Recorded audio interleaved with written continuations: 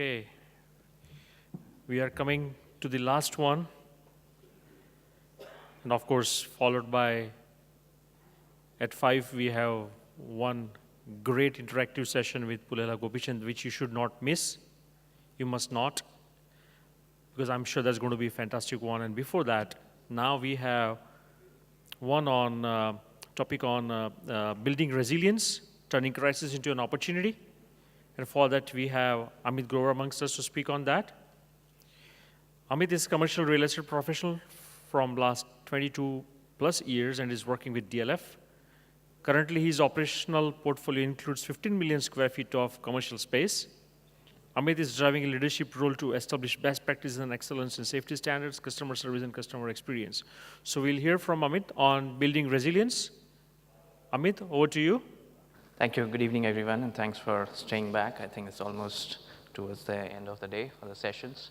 I'll try to keep it short. The topic was given was building resilience, and since we are the real estate guys, we kind of further fine-tuned it to building city resilience. And it's relevant for a city like Kolkata to understand, because the whole objective of the NASSCOM event, in addition to driving the vision and the intellectual knowledge around the SMEs, was also to understand how the city is growing, what is it that the external investors need to understand about the city, and what are these parameters some of the government officials and the private and public sector areas needs to take care of as we develop the city to be a stronger base for the IT-ITS community. So with our experience of working in various cities, some of the key parameters we look at is the world is changing from urbanization perspective. The number of people who are living in the cities has been increasing. The cities have going through the tremendous pressure from the global warming. There have been enough instances across the world. We've seen hurricane in New York. We've seen Chennai going through almost like a tsunami situation, with a drastic impact on not only on the social life, economic life, and also on the corporates, companies which are operating from there. So as the real estate player, when we also develop cities, we also look at the overall city resilience and what is it that the policy play needs to understand in building those resilience to a stronger factor. So what's changing around us is this dynamics in terms of number of people who are shifting to the urban cities. What's changing around us is the climatic change. We have seen various instances where coastal cities have been impacted more, largely because of the increasing global warming and the rise in the water levels at the sea, and therefore the impact on the coastal cities is very high. And it need not be in India, it could be anywhere. We've seen, about in the last 4 or 5 years, various situations where there have been extreme threat warnings for coastal cities close to Hyderabad, Chennai, and even Calcutta also runs a bit of a risk because the water levels are very high in the city here. Likewise, there are other risks attached to the cities, which is the socio-economic risks as well, that when there are a lot of people who are shifting from another cities and relocating here, how are they settling in with the existing population? How is it that they are kind of welcomed by the city when they move from other areas? Those are another set of areas which are there. So there is definitely, the focus is to need of building resilience.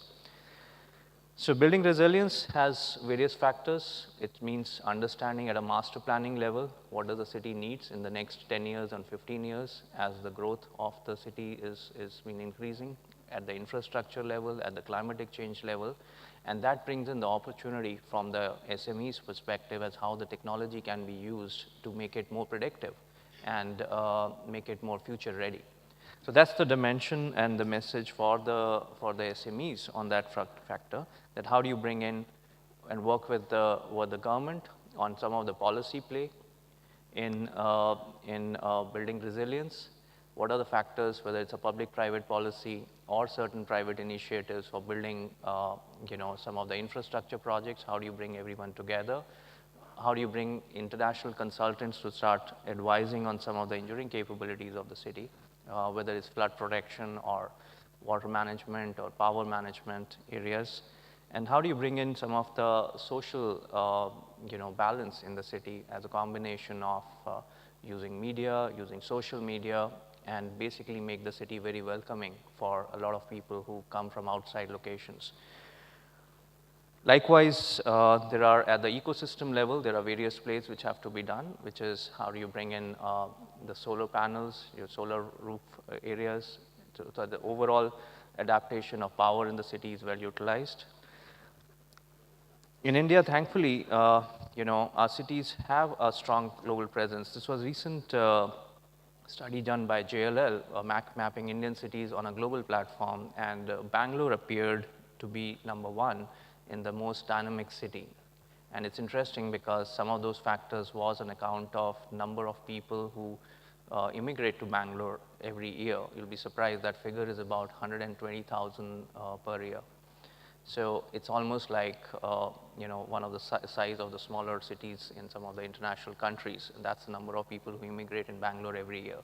So the question on city resilience comes in that once 120,000 people immigrate in a city which is already under stress from infrastructure, power, traffic, and other situations. So how is it that the government needs to think about it, and what is it that the private sector can do in working together? So these are some of the areas to look around it. Likewise, flood and the water level rising in some of the coastal cities is increasingly a reality. We've seen 3 or 4 cities actually where the water has devastated in the last 2-3 years. But what is more important, there's a map here which also shows another set of cities which are at the risk. Either they are coastal or they're generally closer to the lakes and rivers where the water levels are relatively high. So just to give a focus, since we operate in various cities, this is how we look at it. Bangalore definitely has more stress because of the traffic issues, lack of infrastructure, and increasingly water crisis. I mean, there was a study done recently which had shown some drastic results in terms of the water availability in the city, and the whole sustainability of a city is becoming a challenge in certain aspects because of water limitation.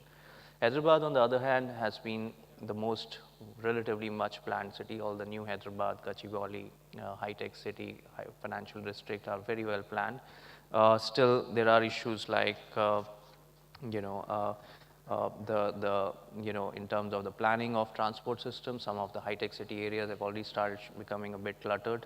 And some of the areas like, they have given a higher FSI, which means you can build more, whereas the roads may or may not support. So that's another challenge which Hyderabad in future will have it. Kolkata historically has interesting challenges. We've been doing business here for many years, and we are connected with a lot of senior IT heads. Besides the close to the coastal areas, and you have a water level which is higher, which brings a bit of a subtle risk. Kolkata also has some of the social issues that when you bring in international companies like IBM, Accenture, and otherwise, but there's still you do see the interaction with the local communities, which is not so favorable at times, and it's pretty much at an operational level when some tenant does the interior fit outs or actually use cabs or you manage their own fleet of cars or otherwise, the support of the overall customer service level has been felt lower compared to some of the cities like Hyderabad and others. So Calcutta need to become far more hospitable for the companies and the people who are coming from other cities. So that's another view of having a depth. Gurgaon, where we operate from, historically had some challenges in terms of, there have been few earthquakes in North India off and on, wherein you have to give a higher level of seismic zone providing in the newer buildings. There have been some challenges around security and women's safety. So we've been working on it extensively with the government and other areas. And in a way, in certain section of Gurgaon, which has been completely transformed to modern Gurgaon, a lot of these issues are taken care of. The metro network has increased in Gurgaon, which has taken care of some of the commuting challenges, and that you remain in a confined zone. Then there are larger underpasses and the skywalks and other things have been connected to connect Cyber City. we've kind of improved the overall CCTV coverage at a city level. So in fact, entire 9-kilometer road which we manage in Gurgaon has a complete CCTV footage for about 60 days. So in a way, there is a bit of a safety cover which is provided in a privatized fashion. So that's how you kind of work on some of the deficiencies in the city. Gurgaon has been the most successful, in terms of public-private partnership. The rapid metro in Gurgaon is actually developed under a public-private partnership model. The 16-lane expressway is also being done in a public-private model. And that's how we kind of have brought on some of the limitations in the city to an opportunity by investing more and also bringing the government together on board. And when you do in private-public model, you are able to bring in international consultants, international companies who build freeways, expressways internationally, and they can then deliver the same quality here. And that's how you raise the bar in terms of what the city infrastructure can be. Chennai has been very interesting and has been the most, challenging city in India. And we saw the tsunami which attacked Chennai almost 5 years back, almost 4 years back, and that had a major impact in the city and left not only a financial damage, a big perception damage as well. A lot of companies started moving out of Chennai and stopped their growth in Chennai. But I think the good story is that how Chennai reacted post-tsunami was very interesting. They did figured out that it was a substantial damage. I mean, you see one of the photographs here, how airport is showing there with almost planes underwater. So that was a kind of a devastation which was done.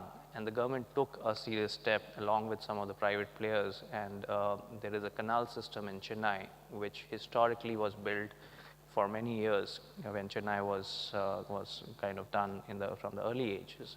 And over the years, the canal system was blocked with a lot of private development. So the government reworked on it together with IIT Chennai and have kind of worked together that the entire canal system is revived, which de-risk any such large volume of water coming from the sea to get diverted to alternative routes and will not have an impact on the city level. So that's a big initiative which has been done by the Chennai government and Chennai city in the last 2 years or so. So in a way, it's future-proof from that perspective. Besides, there have been instances where, specific companies have taken initiatives how to de-risk their own campuses. There is a guidance in Chennai that all the services in the campuses have to be above the road level. No services are allowed in the basement, so that from the generator sets or the air conditioning plant, everything is above the surface level. We've kind of completely redone our project, reinvested on the infra to make it more future ready and flood proof. Yeah, but when the disaster strikes, it's a big impact. I mean, this graph just shows how the scale of development and the impacts it is to the stakeholders, which it could be the hospitals have to be revived, the transport services, the schools get impacted, the businesses get impacted. And then there is the secondary impact, which is to individuals. It could be loss of individual wealth, lot of loss of life in certain cases, and then loss of house and other factors. So there's a big impact, and that's how it's worth looking at, taking a pause at times and thinking about city resilience as we build the cities. So Chennai, in specific, as I mentioned, has proven to be the best case study in terms of how city bounced back.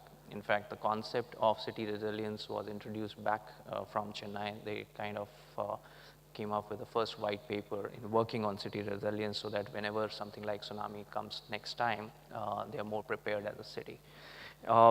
And likewise, there have been instances where entrepreneurship and intelligence has been used. And what was also interesting is that when the disaster had actually occurred in Chennai, social media worked a lot, in terms of people trying to help each other, in terms of creating alternative ideas. So there's a lot of help which came in from various sectors, and the people were connected with the government through social media, and that was a good case study of how the city revived and kind of sailed through such a big impact. At DLF, we focus on safety and sustainability as a mission, and we consistently aim at driving new age technologies to work on safety and sustainability in our buildings and master planning design. Some of the examples could be something like when we design our buildings, we take into account the density in the buildings. It's very interesting because when you design buildings, it's not that all floors are designed or occupied at the same density level. So while designing, you kind of plan your density levels, and then you bring in your evacuation mechanisms accordingly. And sometimes when you place your tenants also, the high density tenants sometimes can be placed on a lower floors, and the lower density tenants can be placed on a higher floor. So that's just making a bit of an IQ that how you can do it. It's very interesting. In fact, even in a similar context of residential accommodations, frankly, we recommend if there are senior citizens there in a complex, you could be living up to a ground to a 10th floor. So in case of emergency evacuation, you can actually vacate through the staircase. So buildings are always safe, and they're designed to be safe, but through sometimes the physical and the mental stress, it is important to do the training so that in case of evacuation, the occupier trusts the building and then kind of without a panic evacuate. So these are some of the trainings which we do, and some of the design capabilities and technology which we implement. There's an interesting slide how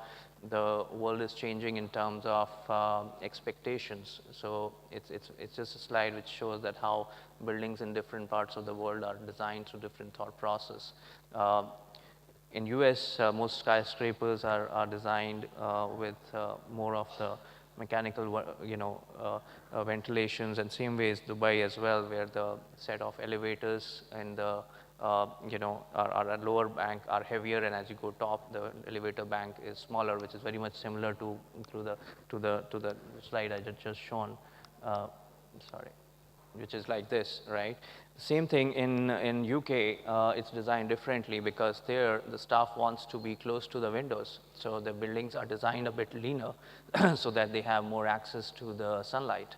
And as a result, they kind of have more natural light, and they feel that the more close to the natural light keeps them alert in terms of their production capabilities and productivity. So, see that there is an impact of how the buildings are designed linked to the expectations. And likewise, Japan, which is more of an earthquake zone, you tend to design buildings which are a bit circular with wider base and area. So that's how, in a way, how the expectations impact the design of the buildings. And likewise, we also create some of the solutions around evacuation. So it's very interesting. There's just a slide which is showing that in case of an emergency, how the safe evacuation is planned in the building. So there's something called the fans, which are kind of maintained at a certain pressure level. So people, in case of a fire, casualties always happen through smoke, not by the burn. So buildings are designed so that there is smoke extraction mechanism built in the buildings, and in case of fire, the smoke is extracted out of the building, and so that there is safe evacuation. That's how it is designed. Sure. Right. Sure. I'll just kind of wind up. So that's the focus I thought I'll share, and that's how we've been working on in certain areas. We've been awarded as one of the best developer in the world on account of safety, sustainability. And that's our focus going forward to drive our developments with higher standards of safety and sustainability, and bring that education to the user group. Thank you. Thank you. Thank you. Thank you.